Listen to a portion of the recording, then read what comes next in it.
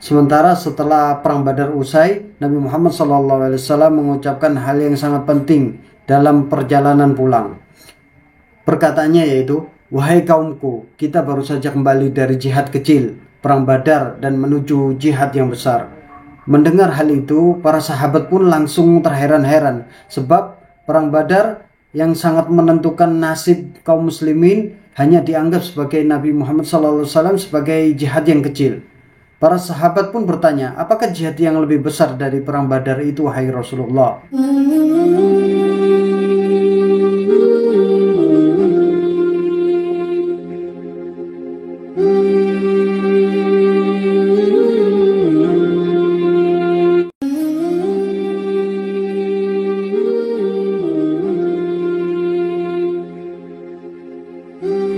Assalamualaikum warahmatullahi wabarakatuh. Kembali lagi di channel Lifestyle Hijrah Official.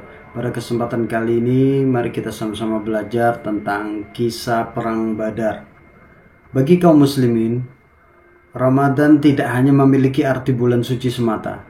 Di bulan tersebut, umat Islam diwajibkan untuk menahan diri dari rasa lapar, haus, dan menahan emosi. Bulan Ramadan merupakan salah satu yang penting di mana Al-Quran diturunkan.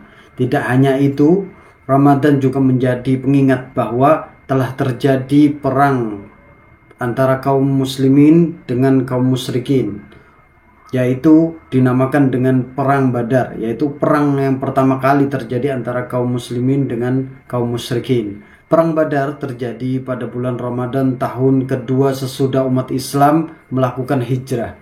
Dalam sejarah, perang Badar merupakan kemenangan yang agung karena para pejuang Islam berhasil menentang kemusyrikan dan kebatilan.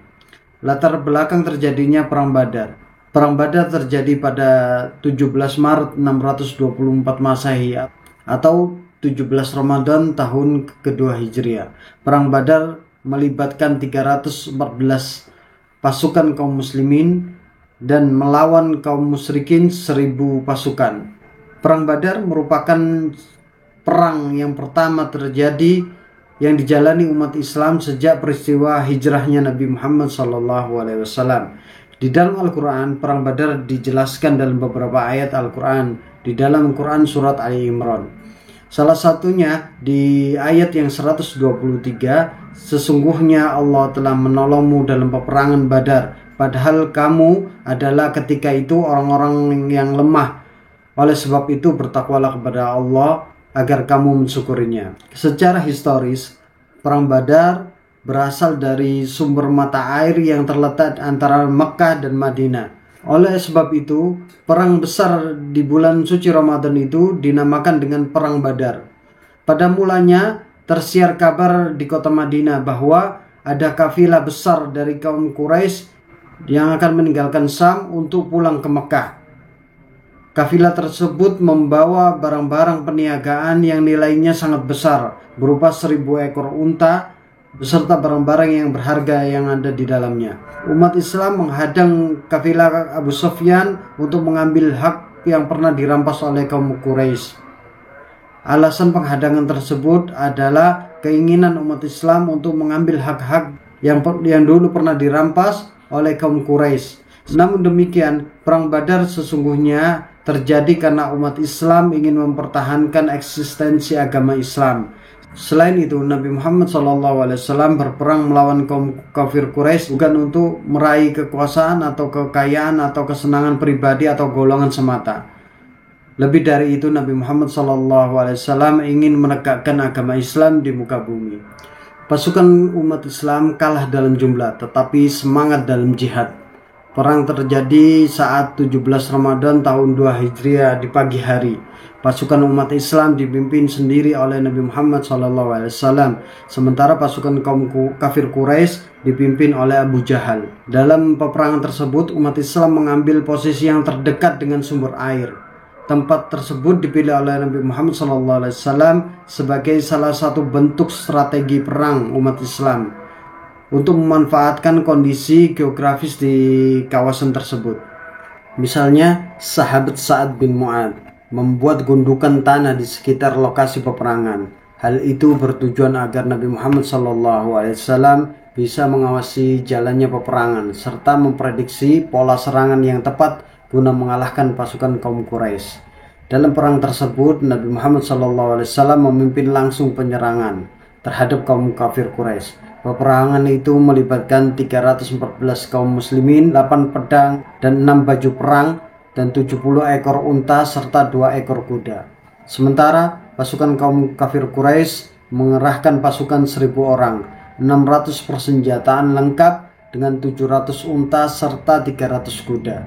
Meskipun kalah dalam jumlah, pasukan kaum muslim tetap bersemangat untuk berjihad di bulan Ramadan. Di antara pasukan Quraisy yang menyerang umat Islam terdapat kerabat Nabi Muhammad SAW dari kabilah Bani Hashim.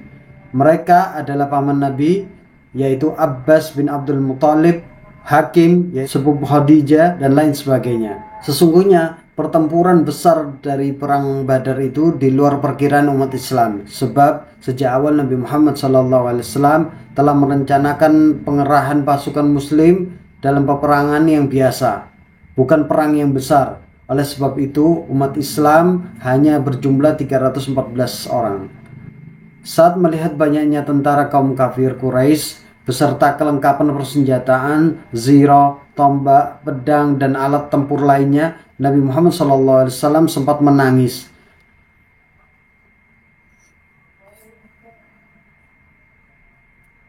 Nabi Muhammad SAW sempat menangis. Dia lantas berdoa kepada Allah Subhanahu wa Ta'ala, "Ya Allah, jika rombongan yang bersamaku ini ditakdirkan untuk binasa, maka tidak akan ada seorang pun setelahnya yang akan menyembahmu. Semua orang yang beriman akan meninggalkan agama Islam yang sejati ini." Setelah berdoa, Nabi Muhammad SAW merancang strategi peperangan. Dia mengajarkan pasukan kaum muslimin dalam formasi yang rapat, dan dia juga memerintahkan agar sumur-sumur segera dikuasai untuk memutus pasokan air yang ada di kaum kafir Quraisy. Selain itu, perang juga diawali dengan pertempuran jarak jauh. Saat pasukan kafir Quraisy bertolak untuk menyerang, umat Islam tidak segera menyambutnya dengan adu fisik secara langsung. Mereka terlebih dahulu menembakkan anak-anak panah dari kejauhan. Kemudian barulah mereka menghunus pedang untuk melakukan pertempuran.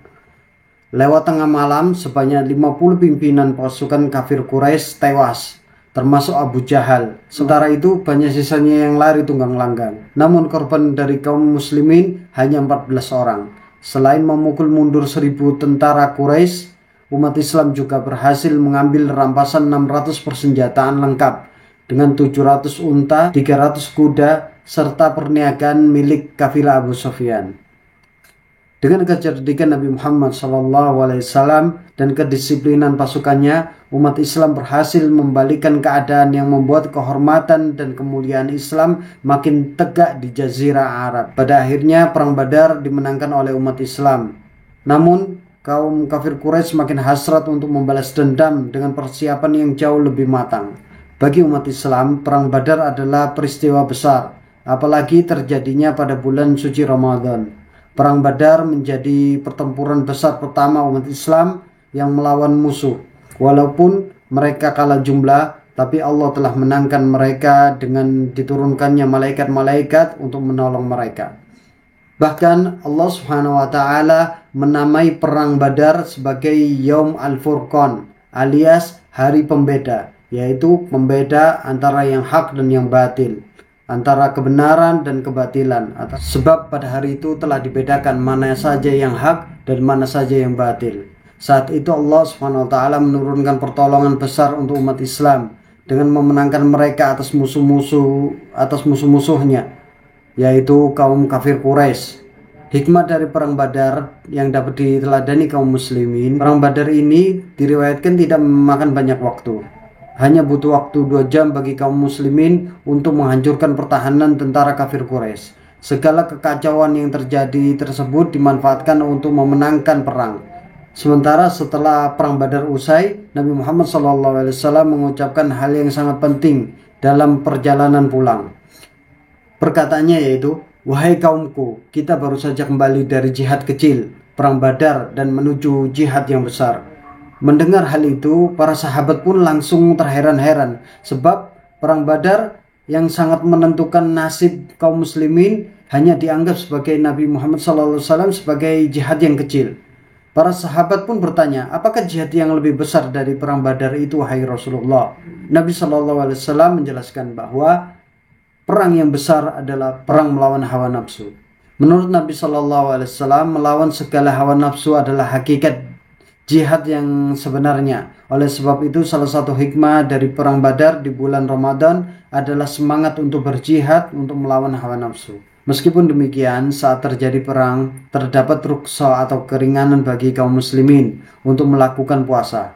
Hal ini disampaikan oleh Abu Sa'id Al-Khudri. Kami berperang bersama Nabi SAW.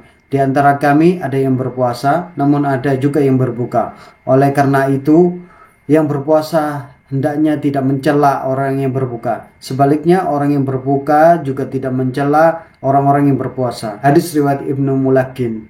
Mungkin sekian yang bisa saya sampaikan mengenai kisah bagaimana perang Badar terjadi, bagaimana hikmah-hikmah yang bisa kita petik di peperangan Badar, apalagi itu terjadi pada momen bulan suci Ramadan. Maka kita selalu bersyukur kepada Allah Subhanahu wa taala, karena di negeri kita Allah karuniakan ketentraman, ketenangan, kedamaian, sehingga kita bisa menjalankan ibadah dengan baik, sehingga kita bisa menjalankan puasa dengan sangat damai. Semoga Allah selalu melimpahkan rahmatnya kepada kita semua. Wallahu a'lam bishawab. Sallallahu ala nabiyyina Muhammadin sallallahu alaihi wasallam. Walhamdulillahi rabbil alamin.